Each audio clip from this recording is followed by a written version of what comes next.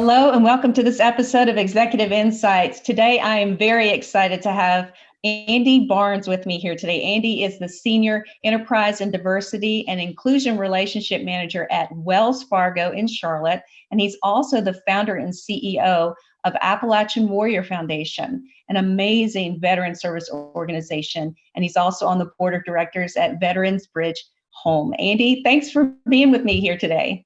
Oh, you're more than welcome. Thank you for the opportunity. I really appreciate it. Well, I'm excited to have you here. We have some really interesting topics to cover today. You've got some great content to share with us. But to kick things off, I want to say thank you to our sponsor today, True Diligence. True Diligence has been a leader in background checking services for over 29 years. And as you find the right applicants, True Diligence will make sure that they're telling you the right story. Known for their quick turnaround times, accuracy, superior customer service, and PBSA accreditation, True Diligence offers deep industry knowledge with no setup fees, no monthly minimums, and no long-term contracts. You can learn more by clicking the link below. So Andy, you and I go way back. We're actually friends from elementary school. I know, so quite some time. Yeah, and so it's been really exciting to watch your career growth. We both moved to the Charlotte, North Carolina area in like the mid to late 90s, and we both worked at First Union back in the First Union days. So you've seen mergers, you've seen acquisitions, you've seen it all in your career with Wells Fargo. So for our audience today, I was hoping you could share a little bit about your pathway and what got you here, who you're surrounded with, and what inspired you to do what you're doing today. Yeah, most definitely. So I'm a Navy Seabee veteran. I was in the Navy Seabees for 8 years. I also played college soccer back in the day. And so I fell into recruiting when I graduated from Radford University, which you know well, being your alma mater as well. And so I moved to Charlotte and started with First Union and started in human resources. And have been in human resources ever since, in the talent acquisition side of it. And so a lot of it has encompassed in the way that we recruit veterans to our requisitions, to our jobs, and figuring out different pathways and avenues to do so. Where I was at and how it all came about when I started moving forward and really following my passions for recruiting veterans. I was on the 40th floor of Wells Fargo 2 at a luncheon with Veterans Bridge Home, which used to be called Charlotte Bridge Home back in the day. And I was there to listen to how they support veterans in the community and how they help them with their transition and various things like that. Tommy Norman is their founder. And I was speaking with Tommy Norman, and our regional president at the time introduced me to Tommy.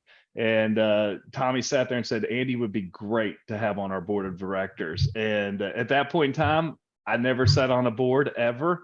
And that was around 12 or 13 years ago. And I've been on Veterans Bridge Homes board ever since. It's been great. And so from there, I make that connection with Wells Fargo as well in ways that we can attract veterans, like I mentioned before, to our jobs. But that's really what sparked everything else that you just mentioned. So how I created Appalachian Warrior Foundation, how I created Appalachian Warrior, how I created the Dr. Thomas L. Barnes Veterans Scholarship Fund, which is in honor and memory of my father, who was the Dean of Students at Wytheville Community College and a Naval officer as well.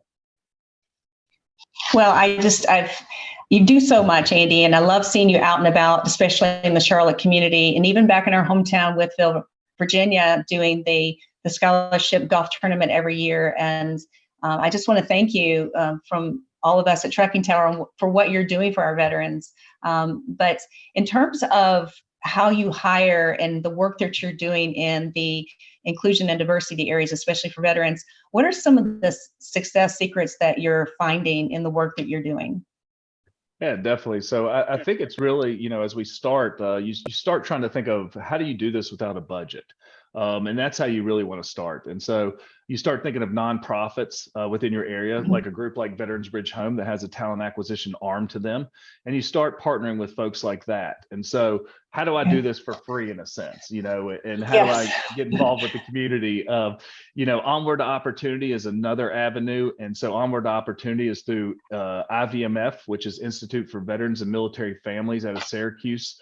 And so what they have is actually leaders on bases, military installations. And so you're able to go on to base, talk about the different opportunities you have. And really what you're doing is you're catching the veterans before they actually leave the base or the installation, because we don't know where home is. Home can be anywhere. And once they go home, we can't find them. Veterans don't typically raise their hand to say, hey, I need help. But Right. so we try to think of the avenues to catch them prior to that. And so that's one of the success ways that you start off when you don't have a budget and you try to think of things like that. Obviously, once you create a budget, you'll have your for-profit companies that you'll partner with, that attend Right. career fairs and various things like that. But I think the biggest thing, the three biggest things is when you're building your when you're sitting there looking at success is, for one, build your own brand. And so you want to build your own brand. When I mean build your own brand, by you in particular. So you yourself is building your own brand, whether that's in your community, through work, volunteering, through volunteer time, your LinkedIn profile, your social media sites. It's building your brand. That's the biggest thing. Second thing would be networking the right way. So LinkedIn is not Facebook. And so you want to keep that in mind, as you're networking the right way. So you're making connections through LinkedIn by using similar things that you have in common. Like I would look for somebody that was in the Navy and somebody that's in the financial services and so on and so on. That's how you connect through LinkedIn, and make it very useful. And the final thing is, like I always say, this is my own saying, is you can never shake too many hands or have enough friends. And so networking and meeting others never ends. I know you, Andy, and you have such a huge book of friends, and it's well-deserved and well-earned because you're such a great guy. And I love the idea of highlighting LinkedIn is not other social media platforms, and to respect it and honor it, because we're here to network about the things that we are working on and care about the most, and the things that we're building. So it's a different approach, but it's to your point, shaking those hands and getting out there is it's always going to be a benefit. So never ends. Yeah, never ends.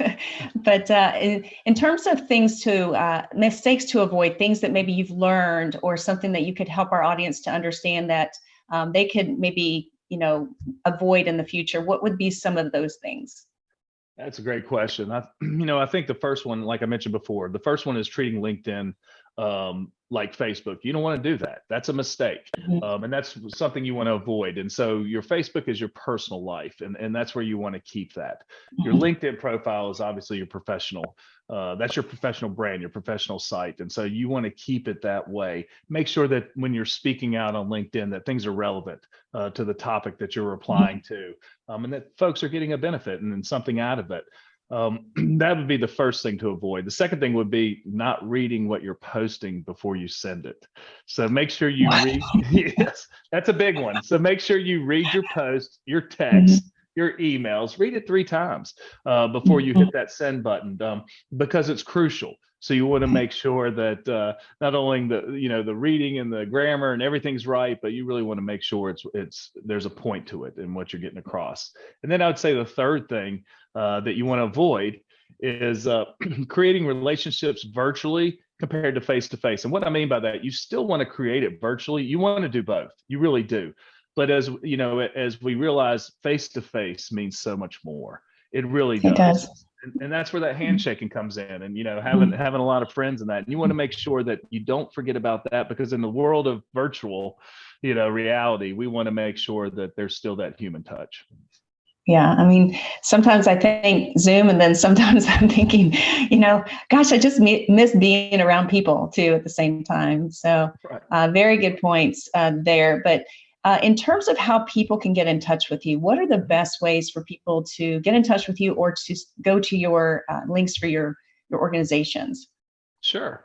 So one way would be obviously through LinkedIn, and you can message me directly through LinkedIn. I encourage folks to connect, especially if they have questions in regards to anything really, when it comes to talent acquisition or veteran hiring or veteran initiatives, things like that, or even career guidance. They can reach me through LinkedIn, most definitely. The other way would be through Appalachian Warrior. And so Appalachian Warrior is my apparel brand that I created. And so why I created Appalachian Warrior is because I needed to figure out another way that I could donate to veteran service organizations. And so not only did we have Appalachian Warrior Foundation, which is for student veterans and scholarships to help them continue their education, I was sitting there thinking, okay, how else can we help more veterans and others? And so let's create an Appalachian Warrior. We'll sell some T-shirts and some coffee, but all those proceeds will go to other veteran service organizations. So they can reach me through andrew.barnes@appalachianwarrior.com. And I'll be more than happy to reply back. And then finally, they can follow me on LinkedIn, through Andrew Barnes, also through Appalachian Warrior on LinkedIn, Facebook on Appalachian Warrior, Facebook on Appalachian Warrior Foundation, and then of course, Instagram on Appalachian Warrior and Appalachian Warrior Foundation. Well, definitely, I would recommend everyone take a look at Appalachian Warrior. You guys have got some great things out there. I need to try your coffee. It's great. Trust me, it's great. All right, I'll get with you on that. So we always ask our podcast guests one final question, and that is, what would be one more bit of advice that you'd like to leave with our audience today? I think the biggest one, I mentioned it multiple times. I think the biggest one is you can never shake, too many hands or have enough friends. It's through those relationships, we create and we maintain, that create our network of family and friends that we can always count on. I think that's the biggest thing. So if you aren't out there, shaking hands and, meeting a lot of friends, I always say, well, good luck, because that's your network. That's your, that's your tribe. That's your network. That's your family. And so don't ever let that go, because that's how we, continue on. And that's the folks you're really going to count on when it comes to it. Right, I agree. And we at Trucking Tower believe that everyone's network is worth, millions of dollars at the end of the day in terms of opportunities and willingness to connect with people and build things together. So great points, Andy. I am so thankful that you were here with me today. And that's going to do it for us today on this episode of Executive Insights. Thank you for joining us, and we'll see you next time.